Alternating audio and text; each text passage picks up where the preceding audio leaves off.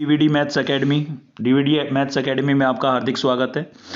देखिए हमने पिछली वीडियो से 2 वीडियो अब तक हो चुकी है हमारी वेक्टर पर, और वेक्टर हमने शुरू किया था क्लास 12th के लिए, हमारी ये क्लास रहेगी। ठीक है, तो आज वेक्टर की हम एक्सरसाइज 12.4 पढ़ने जा रहे हैं, जिसमें हम पढ़ेंगे सेक्शन फॉर्मूला। इससे पहले की वीडियो अगर आपने नहीं देखी है तो आप चैनल की प्लेलिस्ट में जाकर के देख सकते हैं। तो चलिए शुरू करते हैं। अगर आपको क्लास अच्छी लगे तो लाइक करना, साथ ही दोस्तों से शेयर करना और चैनल को सब्सक्राइब जरूर कर लेना। तो देखिए क्या है यहाँ पर सेक्शन फॉर्मूला। सेक्शन फॉर्मूला हमने पहले भी पढ़ा है कि कोई भी आपको 2 पॉइंट गिवन है, ठीक है, कोई भी ये 2 पॉइंट गिवन है, ये मान लीजिए आपका ए पॉइंट है और ये क्या है बी पॉइंट, और कोई थर्ड पॉइंट है जो इस लाइन को ए बी पॉइंट को मिलाने से जो ये लाइन बनी, इस लाइन को किसी रेशियो के अंदर डिवाइड कर रहा है। तो अक्सर हम उस रेशियो को किससे लिखते थे, m रेशियो n से लिखते थे, या आपने m1 m2 से डिनोट किया होगा। ठीक है, तो इस केस में हम क्या लगाते थे, सेक्शन फॉर्मूला। किस लिए लगाते थे, ये थर्ड पॉइंट जो है ये c, इसके कोऑर्डिनेट निकालने के लिए। तो यही चीज किस में अप्लाई होती है, वेक्टर के में अंदर भी ये अप्लाई होती है। तो वेक्टर में ये पॉइंट ना गिवन होकर के आपको इस पॉइंट का पोजीशन वेक्टर गिवन होगा। पोजीशन वेक्टर मैं आपको पिछली क्लास में एक्सप्लेन कर चुका हूं क्या होता है पोजीशन वेक्टर। ठीक है, ऐसे ही बी पॉइंट का भी पोजीशन वेक्टर आपको गिवन होगा, और आपको आर इस सी पॉइंट का पोजीशन वेक्टर क्या करना होगा, कैलकुलेट करना होगा। ठीक है, तो उस सी जो ये थर्ड पॉइंट होता है, ये इंटरनली भी इसको किसी रेशियो में डिवाइड कर सकता है और एक्सटर्नली भी किसी रेशियो में डिवाइड कर सकता है। तो इंटरनली होगा तो फॉर्मूला आपका ये रहेगा, m यहाँ पर रेशियो है, रेशियो की फर्स्ट टर्म है, और n क्या है, रेशियो की सेकंड टर्म। b क्या है, आपके सेकंड पॉइंट का पोजीशन वेक्टर है, b पॉइंट का पोजीशन वेक्टर है, और a यहाँ पर ये जो आपको दिखाई दे रहा है ये क्या है, a पॉइंट का पोजीशन वेक्टर है। ठीक है, और r पॉइंट यानी कि बीच में यहाँ पर c की बजाय r लिखा गया है वेक्टर में, तो कोई दिक्कत नहीं, r से भी आप लिख सकते हैं। तो r पॉइंट का पोजीशन वेक्टर क्या हो जाएगा, स्मॉल r हो जाएगा, जो आपको कैलकुलेट करना होता है। तो देखिए इंटरनली और एक्सटर्नली में केवल एक छोटा सा चेंज है। इंटरनली में बीच में किसके साइन दिखाई दे रहे हैं आपको, प्लस के, और एक्सटर्नली में बीच में किसके साइन होते हैं, माइनस के होते हैं। ठीक है, इसी के साथ अगर मान लीजिए जो ये थर्ड पॉइंट मैं आपको बोल रहा था, ये थर्ड पॉइंट अगर मिड पॉइंट है, मतलब बिल्कुल बीच में है, तो उस केस में आपको सेक्शन फॉर्मूला लगाने की आवश्यकता नहीं है, क्योंकि वहां पर जो रेशियो है वो इक्वल हो जाता है, 1:1 हो जाता है। 1:1 हो जाता है तो आपको पता है इनटू में 1 लिखने की कोई आवश्यकता नहीं है। तो ये मिड पॉइंट फॉर्मूला जो है ये इसी सेक्शन फॉर्मूले से बना है, क्योंकि यहाँ पर mn की वैल्यू 1 हो गई।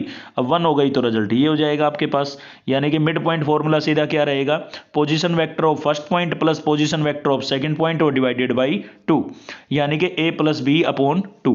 तो चलिए देखते हैं एक्सरसाइज में क्वेश्चन नंबर फर्स्ट है हमारा। यहाँ पर पोजीशन वेक्टर p पॉइंट का पोजीशन वेक्टर आपको गिवन है, साथ ही q पॉइंट का पोजीशन वेक्टर गिवन है, रेशियो भी आपको गिवन है। रेशियो आपको क्या गिवन है, 2:1, और यहाँ पर आपको एक्सटर्नली कैलकुलेट करना है। तो देखिए एक्सटर्नली कैलकुलेट करना है तो बीच में किसका साइन रहेगा, माइनस का। m की वैल्यू आपके पास क्या हो गई है, 2 हो गई है, और n की वैल्यू कितनी हो गई है, 1। ये आपका क्या रहेगा, फर्स्ट वेक्टर रहेगा, मतलब a रहेगा, और ये आपका क्या रहेगा, सेकंड वेक्टर यानी कि b रहेगा। तो बाद में जो डिफाइन किया जाए वो आपका पूरा b वेक्टर रहेगा, और जो पहले डिफाइन किया जाए वो पूरा a वेक्टर रहेगा। ठीक है, तो m की वैल्यू हमने यहाँ पर क्या रिप्लेस कर दी है, 1 रिप्लेस कर दी है भाई, और n की वैल्यू आपने यहाँ पर कितनी रिप्लेस कर दी है, 2 रिप्लेस कर दी है। ठीक है, और ये आपका सेकंड वेक्टर है, और ये क्या है, फर्स्ट वेक्टर, और अपोन में m की वैल्यू कितनी है, 2, और n की कितनी है, 1। ठीक है, अब इसको हम थोड़ा कैलकुलेट करेंगे। ये बीच में देखिए माइनस का साइन जो है ना, ये माइनस की टर्म पहले लिख दी है इसने, कोई दिक्कत नहीं है, आप पीछे भी रख के इसको कैलकुलेट कर सकते हो, रिजल्ट सेम रहेगा, इससे कोई फर्क नहीं पड़ेगा। तो यहाँ पर -1 को जब हम अंदर मल्टीप्लाई करेंगे तो अंदर के साइन चेंज हो गए, ये माइनस आप बीच में रखते तो इसके साइन चेंज हो जाते हैं। ठीक है, और अपोन में 2 - 1 कितना बचा, 1। अब इसको हम कैलकुलेट करेंगे तो माइनस का 3a प्लस का 2a, तो क्या रहेगा रिजल्ट आपके पास, माइनस का a रहेगा भाई, रिजल्ट क्या रहेगा, माइनस का a, और 3b + 2b कितना हो जाएगा, 5b, और अपोन में 1 लिखना कोई जरूरी नहीं था, तो रिजल्ट आपके पास फाइनल यही रहा। ठीक है, फाइनल क्या रिजल्ट रहा, -a + 5b। अब आंसर में आपको a - 5b भी नजर आ सकता है, क्योंकि यहाँ पर हमने है ना गलती से ये माइनस पहले लिख दिया है। ठीक है, तो ये माइनस यहाँ ना लिख करके यहाँ लिखेंगे तो डायरेक्ट आपके पास यही आंसर रहेगा। तो आंसर आपका क्या रहेगा, a वेक्टर - b वेक्टर। तो ये छोटा सा चेंज आप कर लेना है, ये माइनस पहले लिखने की बजाय आप यहाँ पर बीच में लिखना। ठीक है, ये गलती से लिखा हुआ है। तो चलिए आगे बढ़ते हैं। नेक्स्ट है हमारा, अब इसी चीज को हमें इंटरनली भी सोल्व करना है। अब इंटरनली में तो बीच में प्लस का साइन होता है, तो टर्म को आगे पीछे लिखने से कोई इफेक्ट नहीं पड़ता, आपको पता है। कि एडिशन के अंदर कॉमोटेटिव प्रॉपर्टी एग्जिस्ट करती है। 2 + 3 भी आपका कितना रहेगा 5 और 3 + 2 भी कितना रहेगा 5। तो प्लस में टर्म को आगे पीछे लिखने से कोई फर्क नहीं पड़ता है, पिछले में चेंज कर लेना, माइनस बीच में रखना, ठीक है। एम की वैल्यू यहाँ पर कितनी हो गई है 1 और बी वेक्टर यानी कि सेकंड वेक्टर आपका ये था और एन की वैल्यू कितनी है 2 और आपका जो फर्स्ट वेक्टर था वो ये था, ठीक है। अब 1 को अंदर मल्टीप्लाई करेंगे तो लाइक टर्म सेम ही रहेगी और 2 को अंदर मल्टीप्लाई करेंगे तो 2a + 2b हो जाएगा, अपोन में 2 + 1 कितना हो गया 3। इसको सिंप्लीफाई करेंगे तो आप देख सकते हैं 3a + 2a कितना हो गया 5a हो गया भाई, ठीक है। और जो -3b है + 2b तो क्या हो जाएगा -b और अपोन में आपके पास कितना है 3। इस 3 को या तो आप 1/3 आगे करके लिख सकते हैं या सेपरेट डिवाइड भी कर सकते थे, ठीक है। तो ये इसका क्या रहेगा आंसर। तो इंटरनली में बीच में करना है प्लस और एक्सटर्नली में बीच में क्या करना है माइनस। देखिए अगला क्वेश्चन है, ये भी इसी तरीके का क्वेश्चन रहेगा हमारा। तो ए वेक्टर आपको यहाँ पर गिवन है, साथ ही बी वेक्टर आपको गिवन है, रेशियो भी गिवन है, इंटरनली निकालना है। तो एम की वैल्यू तो क्या हो जाएगी 2 और एन की वैल्यू क्या हो जाएगी 3, ठीक है। यहाँ पर सभी में रिवर्स लिखा हुआ है, कोई दिक्कत नहीं है, प्लस में वैसे हम आगे पीछे लिख सकते हैं, पर आप ये जो m है ये इसको फर्स्ट पे लिख के चलना और n को सेकंड पे, यहाँ पर ये 2 लिखना और यहाँ 3 लिखना, ठीक है। और जो मैंने आपको बताया था सेकंड वाले को आप क्या रखें b रखें और फर्स्ट वाले को क्या रखें a रखें, ठीक है। तो आंसर तब भी सही आएगा, कंफ्यूज होने की जरूरत नहीं है। तो 3 को हम अंदर मल्टीप्लाई करेंगे यहाँ पर भी और 2 को अंदर मल्टीप्लाई करेंगे तो क्या रहेगा रिजल्ट हमारा, ये आ जाएगा 3 जा 9i और 6j और -3k। ऐसे 2 को अंदर मल्टीप्लाई करेंगे -2i + 6j और +8k। लाइक टर्म को ऐड सब्ट्रैक्ट करेंगे तो हमारे पास ये रिजल्ट आ जाएगा। 5 को आप सेपरेट डिवाइड कर लें या 5 को कॉमन करके भी लिख सकते हैं। तो ये रहा इंटरनली, एक्सटर्नली में सेम ऐसे क्या हो जाएगा माइनस। ये सभी में हमने थोड़ा रेशियो को चेंज करके लिख रखा है, मैं फिर से बता रहा हूँ आपको। माइनस को आप बीच में रखें और याद रखें फर्स्ट पॉइंट जो है वो ए का पोजीशन वेक्टर होगा, जो पहले डिफाइन हुआ है वो ए का पोजीशन वेक्टर होगा और दूसरा जो डिफाइन हुआ है वो बी का पोजीशन वेक्टर होगा, ठीक है। कोई कंफ्यूजन नहीं है। अगर आप रेशियो को ऐसे लिख के चलते हैं तो आपको फिर यहाँ पर भी है ना माइनस लगाना होगा फिर, ठीक है। तो चलिए आगे बढ़ते हैं। -3 को अंदर मल्टीप्लाई करेंगे तो सभी के साइन चेंज हो जाएंगे। सेम 2 को अंदर मल्टीप्लाई करेंगे, लाइक टर्म को ऐड सब्ट्रैक्ट करेंगे तो ये फाइनल रिजल्ट आपके पास रहेगा। तो ऐड सब्ट्रैक्ट आप कर सकते हैं, कोई दिक्कत नहीं है। देखिए इसमें थोड़ा सा कन्फ्यूजन आपको जरूर बन रहा होगा, मैं एक बार फिर से सभी चीज़ों का एक्सप्लेन कर देता हूँ। तो देखिए हमारे पास जो था ना, एक्सटर्नली का एक्सप्लेन कर देता हूँ, इंटरनली में तो कोई दिक्कत नहीं है, बीच में प्लस का साइन होता है। तो ये था एम बी वैक्टर n और यहाँ पर था a वेक्टर, ठीक है। और अपोन में क्या था m - n। अब मान लीजिए रेशियो आपको गिवन है 2:3, तो ये फर्स्ट m की वैल्यू रहेगी और सेकंड किसकी रहेगी n की, ये फिक्स है। उसके बाद आपको जैसे पहला वेक्टर जो डिफाइन किया जाता है वो आपका a का पोजीशन वेक्टर होगा और दूसरा जो डिफाइन किया जाता है वो b का पोजीशन वेक्टर होगा। अब आप यहाँ पर ध्यान दें b पहले लिखा हुआ है, हमने जो ये सॉल्यूशन कराया है इसमें a को पहले लिख दिया गया है, इसलिए हम माइनस पहले लिख के चल रहे हैं, ठीक है। आप कोई दिक्कत नहीं है, आप ये वाला तरीका लगाएं जो मैंने यहाँ पर बताया आपको। तो फर्स्ट आपका m रहेगा, ये n रहेगा, पहले जो डिफाइन है वो a रहेगा और सेकंड जो डिफाइन है वो b रहेगा। और ध्यान रखना b पहले लिखा गया है, ठीक है। m के साथ क्या है b और n के साथ क्या है a, तो भी आंसर आपका सही रहेगा, ठीक है। चलिए आगे बढ़ते हैं। तो इसमें क्या करना था, मिड पॉइंट लगाना है भाई। a का पोजीशन, p का पोजीशन वेक्टर गिवन है, q का पोजीशन वेक्टर गिवन है, मिड पॉइंट लगाना है। तो मिड पॉइंट में क्या होता है, दोनों का सम और डिवाइडेड बाई 2। तो ये आपका p का पोजीशन वेक्टर हो गया, ये q का हो गया और डिवाइडेड बाई 2 हो गया। लाइक टर्म को ऐड करेंगे 4i और 2i कितना हो जाएगा 6i। ऐसे ही 3j और j क्या हो जाएगा 4j, 4k और -2k क्या बचेगा 2k। अब 2 से सेपरेट डिवाइड करेंगे या 2 कॉमन करके कैंसिल कर देंगे। तो देखिए यहाँ पर हमने क्या किया, 2 कॉमन कर रखा है इसके अंदर से और नीचे वाले 2 से क्या कर दिया कैंसिल, और फाइनल आंसर आपके पास आ गया। चलिए आगे बढ़ते हैं। नेक्स्ट है हमारा क्वेश्चन नंबर 4 और क्वेश्चन नंबर 4 में आपको क्या गिवन हो चुके हैं पॉइंट। तो ए पॉइंट के कोऑर्डिनेट गिवन है, इससे आप पोजीशन वेक्टर कैसे बनाएंगे, फर्स्ट के साथ लिखेंगे i, सेकंड के साथ लिखेंगे j और थर्ड के साथ क्या लिखेंगे k। तो आपके पास बन जाएगा ये i - 2j - 8k। सेम ऐसे ही यहाँ पर आपको बी पॉइंट के कोऑर्डिनेट भी गिवन है, इनके साथ भी i j के लिखेंगे तो ये बन जाएगा 5i 0j। अब 0j लिखना जरूरी नहीं था इसलिए हमने नहीं लिखा, और -2k। तो ये आपके पास बी पॉइंट का पोजीशन वेक्टर बन गया। सेम ऐसे ही सी पॉइंट का पोजीशन वेक्टर बनाएंगे तो क्या बनेगा भाई 11i 3j और 7k, ठीक है। अब ये तीनों पॉइंटों के हमने पोजीशन वेक्टर बना लिए हैं।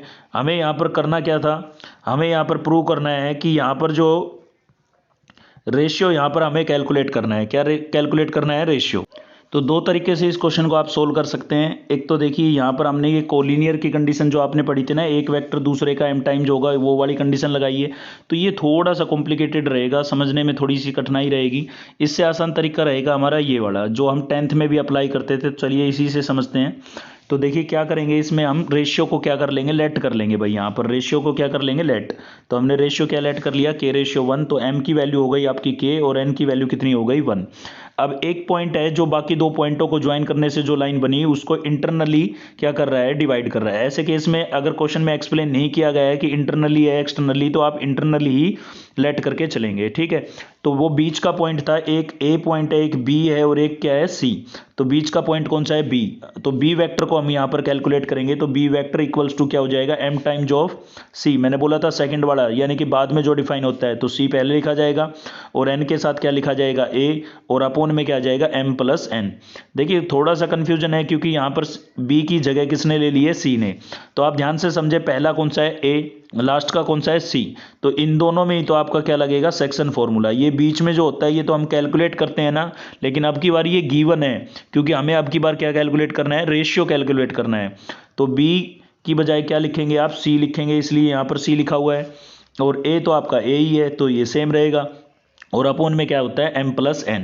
अब चलिए इन सभी की वैल्यू हम रिप्लेस कर देते हैं। तो देखिए बी वेक्टर आपके पास क्या आया था, बी वेक्टर यहाँ पर आप देख सकते हैं क्या आया था हमारे पास, 5i माइनस 2k। तो b की जगह ये रिप्लेस करेंगे। ऐसे ही a वेक्टर को ये रिप्लेस कर देंगे, i minus 2j minus 8k। और c को क्या रिप्लेस कर देंगे, 11i plus 3j plus 7k। और रेशियो आप लेट ही कर चुके थे, k/1। तो m की वैल्यू हो जाएगी k और n की वैल्यू क्या हो जाएगी, 1। तो देखिए सभी को हमने रिप्लेस कर दिया है। बी वेक्टर की वैल्यू रिप्लेस कर दी है, m आपका k था। सी वेक्टर की वैल्यू रिप्लेस कर दी है, प्लस n आपका 1 है, इनटू में लिखना जरूरी नहीं है, ठीक है। और a वेक्टर आपके पास ये है, अपोन में m प्लस n यानी कि k प्लस 1 हो जाएगा। अब इसको हम जब थोड़ा सिंप्लीफाई करेंगे तो क्या होगा, ये k प्लस 1 यहाँ पर हो रहा है डिवाइड, तो इधर जाके क्या होगा भाई, मल्टीप्लाई। तो k प्लस 1 को 5 से मल्टीप्लाई करेंगे तो 5k प्लस 1 इंटू आई हो जाएगा। और -2 से मल्टीप्लाई करेंगे तो -2k प्लस 1 इंटू k हो जाएगा, ठीक है। तो ये k आपका यूनिट वेक्टर है और ये एक स्केलर है जो हमने लेट किया था रेशियो के अंदर। ऐसे ही यहाँ पर k को हम इसके अंदर मल्टीप्लाई करेंगे, और ये तो इसमें तो इंटू में 1 था, 1 तो 1 से मल्टीप्लाई करेंगे तो लाइक टर्म ही रहेगी। तो क्या होगा, देखो k को 11 से मल्टीप्लाई करेंगे तो 11k, और यहाँ पर i के साथ कितना है, 1। दोनों में से i को हम करेंगे कॉमन, ये आ गया था 11k और ये आ गया था 1। इसमें i के साथ कितना है, 1, और यहाँ पर कितना होगा, 11k, ठीक है। तो i हम कॉमन कर लेंगे तो क्या बन जाएगा, 11ki। मतलब i की टर्म्स को साथ में रख के कॉमन कर लिया है, तो ये रिजल्ट बना। ऐसे ही j की टर्म्स को साथ में रख के कॉमन करेंगे तो ये बनेगा, और k की टर्म्स को साथ में रख के k कॉमन कर लेंगे तो ये। देखिए ये k आपका यूनिट वेक्टर नहीं है, ये k क्या है, रेशियो वाला स्केलर है। और यहाँ पर जो ये k कैप लगा हुआ है ये यूनिट वेक्टर है, ठीक है। तो ये रिजल्ट हमारे पास रहा। अब आप क्या करेंगे, i/j k, क्योंकि यहाँ पर दो वेक्टर इक्वल आ चुके हैं, एक वेक्टर ये है आपका, दूसरा वेक्टर ये है, दोनों के बीच में इक्वल्स टू का साइन है। तो ऐसे केस में कभी भी दो वेक्टर अगर इक्वल है तो i/j k तीनों के जो स्केलर कंपोनेंट होते हैं वो इक्वल होते हैं। तो आप किसी का भी स्केलर कंपोनेंट इक्वल रखें, आंसर आपका सेम रहेगा। तो यहाँ पर हमने किसके स्केलर कंपोनेंट को कंपेयर किया है, i के स्केलर कंपोनेंट को कंपेयर किया है। यहाँ पर i का स्केलर है आपका 5 इंटू k प्लस 1, तो 5 को अंदर मल्टीप्लाई करेंगे तो 5k प्लस 1 हो जाएगा। और इधर है 11k प्लस 1, तो क्या हो जाएगा, 11k प्लस 1 हो जाएगा। अब यहाँ पर हमें k की वैल्यू कैलकुलेट करनी है, तो हम k की टर्म्स को एक तरफ कर लेते हैं। 5k आपका यहीं पर देखिए, और 11k को इधर लेके आएंगे तो किसका हो जाएगा, माइनस का हो जाएगा। तो ये माइनस का हो गया है। ऐसे ही 1 आपका एच डी यहीं पर है, और 5 को इधर लेके आएंगे, माइनस का हो जाएगा। तो 5k माइनस 11k कितना बचेगा भाई, माइनस का 6k बचेगा। और दूसरी तरफ 1 में से 5 को माइनस करेंगे तो माइनस का 4 बचेगा आपके पास, ठीक है। तो माइनस से माइनस कैंसिल हो जाएगा, तो k इक्वल्स टू क्या हो जाएगा, k इक्वल्स टू आ जाएगा 6/4।